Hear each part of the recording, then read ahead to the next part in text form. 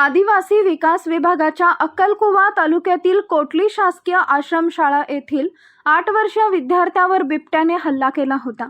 यात विद्यार्थ्याचा मृत्यू झाला।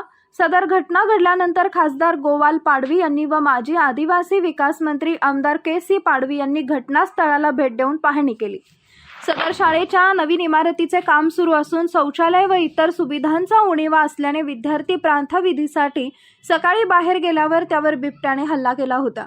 आदिवासी विभागाच्या वरिष्ठ अधिकाऱ्यांनी सदर शाळेतील विद्यार्थ्यांच्या सुरक्षिततेच्या उपाययोजनांकडे दुर्लक्ष केल्याच्या तक्रारी पालकांनी केल्यावर अधिकाऱ्यांची कानउघडणी करत दोषींवर कारवाई करण्याचे आदेश देण्यात आले।